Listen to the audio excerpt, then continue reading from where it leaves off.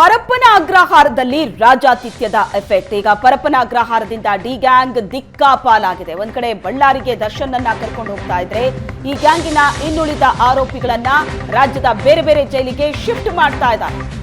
D ಗ್ಯಾಂಗ್ನ ಎಲ್ಲ ಆರೋಪಿಗಳು ಒಂದೊಂದು ಜೈಲಿಗೆ ಶಿಫ್ಟ್ ಮಾಡಲಾಗ್ತಾ ಇದೆ. ಪರಪ್ಪನ ಅಗ್ರಹಾರದಿಂದ 3 ಆರೋಪಿಗಳು ಈಗ ಮೈಸೂರಿಗೆ ಶಿಫ್ಟ್ ಆಗ್ತಾ ಇದ್ದಾರೆ. ಕೆಲವೇ ಕ್ಷಣಗಳಲ್ಲಿ ಮೈಸೂರು ಜೈಲನ್ನ ಸೇರಲಿದ್ದಾರೆ ಆರೋಪಿಗಳು.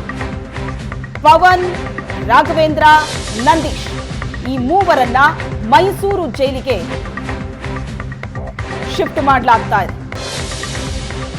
ಡಿ ಗ್ಯಾಂಗ್ನಲ್ಲಿದ್ದಂತ ಒಬ್ಬೊಬ್ಬ ಆರೋಪಿಯನ್ನು ಕೂಡ ರಾಜ್ಯದ ಬೇರೆ ಬೇರೆ ಜೈಲಿಗೆ ಶಿಫ್ಟ್ ಮಾಡಲಾಗ್ತಾ ಇದೆ. ದರ್ಶನ್ ರನ್ನ ಬಳ್ಳಾರಿ ಜೈಲಿಗೆ ಕರ್ಕೊಂಡು ಹೋಗ್ತಾ ಇದ್ದಾರೆ. ಅದರ ಲೈವ್ ದೃಶ್ಯಗಳನ್ನ ನೀವು ನೋಡ್ತಾ ಇದ್ದೀರಿ. ಪ್ರಕರಣದ 2ನೇ ಆರೋಪಿ. ಇನ್ನು ಈ ಗ್ಯಾಂಗ್ನ ಪವನ್, ರಾಘವೇಂದ್ರ ಮತ್ತು ನಂದೀಶ್ ಮೂವರನ್ನ ಮೈಸೂರು ಜೈಲಿಗೆ ಶಿಫ್ಟ್ ಮಾಡಲಾಗ್ತಾ ಇದೆ. ಕೆಲವೇ ಹೊತ್ತಲ್ಲಿ ಮೈಸೂರು ಜೈಲನ್ನ ಸೇರಲಿದ್ದಾರೆ ಮೂವರು ಕೂಡ.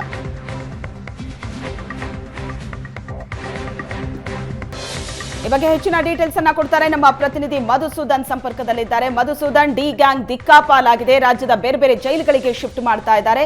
ಈಗ ಈ ಗ್ಯಾಂಗ್ನ ಪವನ್, ರಾಘವೇಂದ್ರ ಮತ್ತು ನಂದೀಶ್ ಮೂವರನ್ನ ಮೈಸೂರು ಜೈಲಿಗೆ ಶಿಫ್ಟ್ ಮಾಡ್ತಾ ಇದ್ದಾರೆ. ಸೊ ಎಷ್ಟೊತ್ತಿಗೆ ಮೈಸೂರು ಜೈಲನ್ನ ರೀಚ್ ಆಗಲಿದ್ದಾರೆ ಹಾಗಾದ್ರೆ?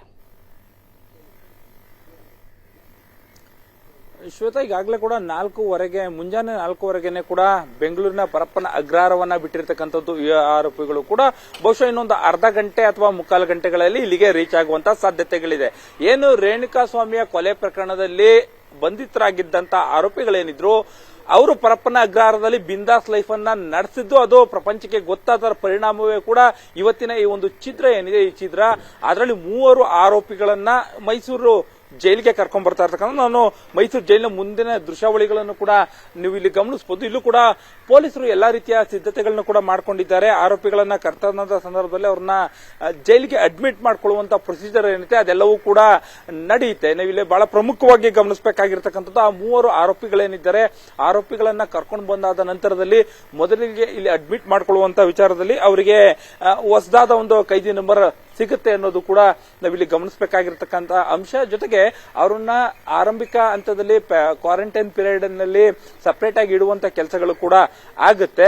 ಅಂದ್ರೆ ಈಗ ಅಲ್ಲಿಂದ ಓಡ್ತಾ ಇರ್ತಕ್ಕಂಥ ಆರೋಪಿಗಳೇನಿದ್ದಾರೆ ನೇರವಾಗಿ ಇಲ್ಲಿ ಕರ್ಕೊಂಡು ಬಂದಾದ ನಂತರ ಅವ್ರನ್ನ ಅಡ್ಮಿಟ್ ಮಾಡ್ಕೊಂಡು ಅವ್ರಿಗೆ ಇಲ್ಲಿನ ಹೊಸದಾದ ಕೈದಿ ನಂಬರ್ ಅನ್ನ ಕೊಟ್ಟು ಅವ್ರನ್ನ ಕ್ವಾರಂಟೈನ್ ರೂಮ್ ನಲ್ಲಿ ಇರಿಸ್ತಾರೆ. ಅದಾದ ನಂತರದಲ್ಲಿ ಮೈಸೂರಿನಲ್ಲಿ ಇರ್ತಕ್ಕಂಥ ಬ್ಯಾರೆಕ್ಗಳಲ್ಲಿ ಅವ್ರನ್ನ ಪ್ರತ್ಯೇಕವಾಗಿ 3 ಜನರನ್ನ ಪ್ರತ್ಯೇಕವಾಗಿ ಇರಿಸುವಂತ ಒಂದು ವ್ಯವಸ್ಥೆಯನ್ನ ಮಾಡಲಾಗ್ತಾ ಇದೆ ಅನ್ನೋದು ಸದ್ಯಕ್ಕೆ ಬರ್ತಾ ಇರ್ತಕ್ಕಂಥ ಮಾಹಿತಿ.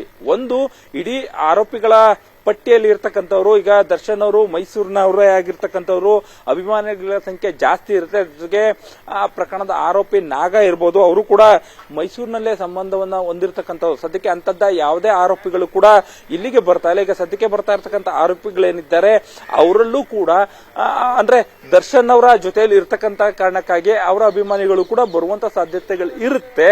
ಹಾಗಾಗಿ ಕೂಡ ಪೊಲೀಸರು ಒಂದಷ್ಟು ಅಲರ್ಟ್ ಆಗಿದ್ದಾರೆ. ಯಾರು ಕೂಡ ಹೆಚ್ಚಿನ ಸಂಖ್ಯೆಯಲ್ಲಿ ಇಲ್ಲಿ ಬರಬಾರ್ದು ಅಂತದ್ದೆಲ್ಲ ವ್ಯವಸ್ಥೆಯನ್ನು ಕೂಡ ಮಾಡ್ಕೊಂಡಿರ್ತಕ್ಕಂಥದ್ದು. ಬಹುಶಃ ಇನ್ನು ಕೆಲವೇ ಕ್ಷಣಗಳಲ್ಲಿ ಅವರು ಇಲ್ಲಿಗೆ ಬರ್ತಾರೆ. ಬರುವಂತ ಸಂದರ್ಭದಲ್ಲಿ ಅವ್ರನ್ನ ಅಡ್ಮಿಟ್ ಮಾಡ್ಕೊಳ್ಳಿಕ್ಕೂ ಕೂಡ ಎಲ್ಲಾ ಸಿದ್ಧತೆಗಳಾಗ್ತಿದೆ. ಜೊತೆಗೆ ಮೈಸೂರಿನ ಜೈಲಿನ ವಿಚಾರಕ್ಕೆ ಬರೋದಾದ ಈಗ ಪರಪ್ಪನ ಅಗ್ರಹಾರದಲ್ಲಿ ನಾವು ನೋಡಿದಂತೆ ಬಿಂದಾಸ್ ಲೈಫ್ಗೆ ಏನು ಅವಕಾಶಗಳಾಗಿದ್ವು ಅಂತ ಅವಕಾಶಗಳು ಈಗ ಸದ್ಯಕ್ಕೆ ಆಗುವಂತ ಸಾಧ್ಯತೆಗಳು ತೀರಾ ಕಡಿಮೆ ಇರತಕ್ಕಂಥದ್ದು. ಯಾಕಂತಂದ್ರೆ ಇಡೀ ಪ್ರಕರಣ ಬೆಳಕಿಗೆ ಬಂದ ನಂತರದಲ್ಲಿ ಈಗಾಗಲೇ ಕೂಡ 9 ಜನರ ತಲೆದಂಡ ಆಗಿದೆ. ಜೊತೆಗೆ ಅಂತಹ ಪರಿಸ್ಥಿತಿಗಳು ಇಲ್ಲಿ ಎದುರಾಗಬಾರದು ಅನ್ನೋ ಕಾರಣಕ್ಕಾಗಿನೇ ಕೂಡ ಈಗಾಗಲೇ 2 ದಿನಗಳ ಹಿಂದೆ ಏನು ಇಲ್ಲೇ ಡಿಸಿಪಿ ಆಗಿರ್ತಕ್ಕಂಥ ಮುತ್ತುರಾಜ್ ಅವರು ಕೂಡ ಜೈಲಿಗೆ ವಿಸಿಟ್ ಅನ್ನ ಮಾಡಿದ್ರು. ಆ ರೀತಿಯಾದ ಯಾವುದೇ ಬೆಳವಣಿಗೆಗಳಾಗಬಾರ್ದು. ಜೊತೆಗೆ ಇಲ್ಲಿ ಇರ್ತಕ್ಕಂತಹ ಇತರ ಅಭಿಮಾನಿಗಳಿರ್ಬೋದು, ದರ್ಶನ್ ಅವರ ಅಭಿಮಾನಿಗಳಿರ್ಬೋದು, ಇತರ ನೆಟ್ವರ್ಕ್ ಅಲ್ಲಿರ್ತಕ್ಕಂತಹ ಆರೋಪಿಗಳಿರ್ಬೋದು, ಅವರ ಸಂಪರ್ಕಕ್ಕೂ ಕೂಡ ಈ 3 ಜನ ಹೋಗಬಾರದು. ಜೊತೆಗೆ ಈ 3 ಜನರು ಕೂಡ ಇಲ್ಲಿ ಒಬ್ಬರಿಗೊಬ್ಬರು ಸಂಪರ್ಕಕ್ಕೆ ಇರಬಾರದು. ಈ ರೀತಿಯಾಗಿ ಜೈಲಿನಲ್ಲಿ ಅವರನ್ನ ಇರಿಸುವಂತ ಒಂದು ವ್ಯವಸ್ಥೆಯನ್ನ ಮಾಡ್ಕೊಳ್ಳಿಕ್ಕೆ ಸಿದ್ಧತೆಯನ್ನ ಮಾಡ್ಕೊಂಡಿರ್ತಕ್ಕಂಥದ್ದು. ಇನ್ನು ಬರುವಂತಹವ್ರನ್ನ ನಾನು ಈಗಾಗಲೇ ಕೂಡ ಹೇಳದಂತೆ ಕೂಡ ಬರುವಂತ ಆರೋಪಿಗಳೇನಿದ್ದಾರೆ ಅವರಲ್ಲಿ ನಂದೀಶ್ ಮಂಡ್ಯದವರಾಗಿರ್ತಕ್ಕಂಥದ್ದು. ಬಹುಶಃ ಅವರನ್ನ ನೋಡ್ಲಿಕ್ಕೆ ಬರುವಂತವರು ಅಭಿಮಾನಿಗಳ ಸಂಖ್ಯೆ ಅಥವಾ ಮನೆಯವರು ಬರುವಂತ ಸಾಧ್ಯತೆಗಳಿದೆ. ಆ ಕಾರಣಕ್ಕಾಗಿ ಕೂಡ ಪೊಲೀಸರು ಒಂದಷ್ಟು ಅಲರ್ಟ್ ಆಗಿರ್ತಕ್ಕಂಥದ್ದು ಸದ್ಯಕ್ಕೆ ಮೈಸೂರು ಜೈಲ್ ಮುಂದೆ ಕಾಣ್ತಾ ಇರ್ತಕ್ಕಂಥ ಚಿತ್ರಣ. ಶ್ವೇತಾ.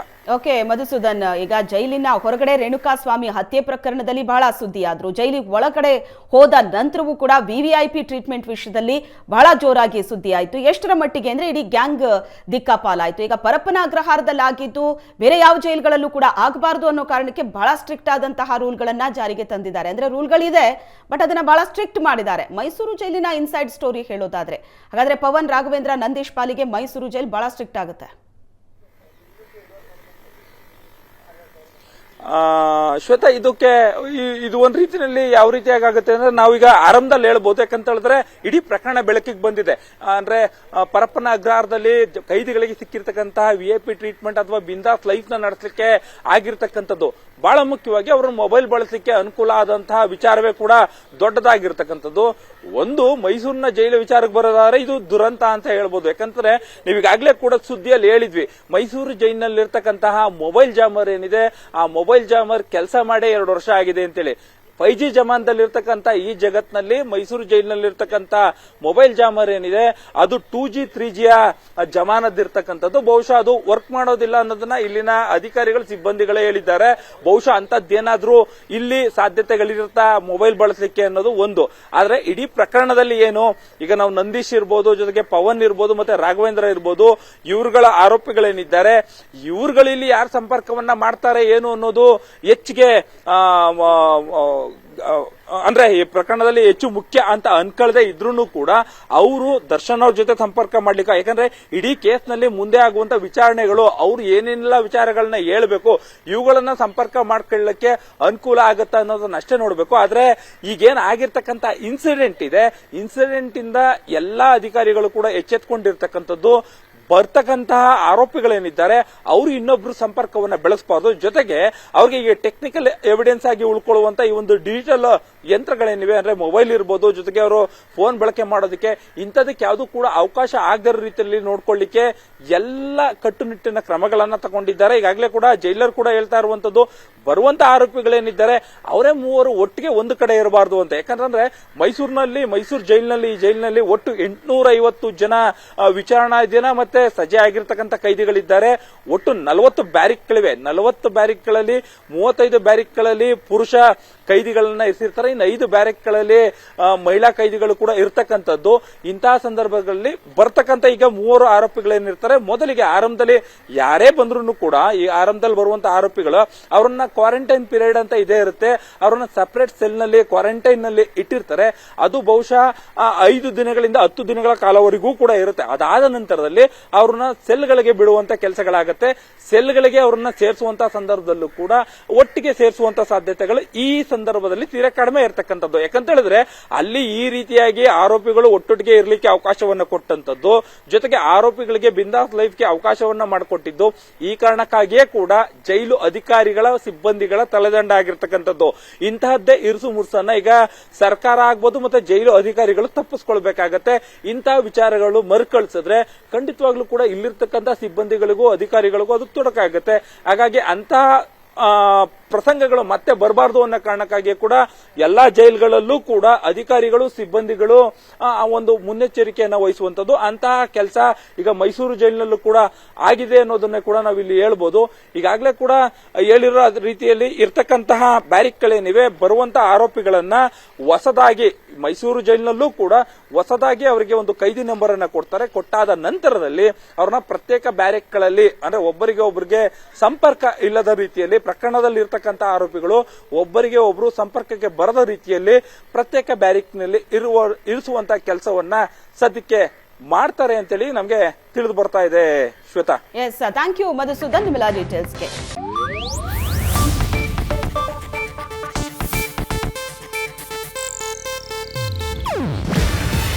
ಇದು ಏಷ್ಯಾನೆಟ್ ನ್ಯೂಸ್ ನೆಟ್ವರ್ಕ್ ಪ್ರಸ್ತುತಿ. ನೀವು ನೋಡ್ತಿದ್ದೀರಾ ಏಷ್ಯಾನೆಟ್ ಸುವರ್ಣ ನ್ಯೂಸ್.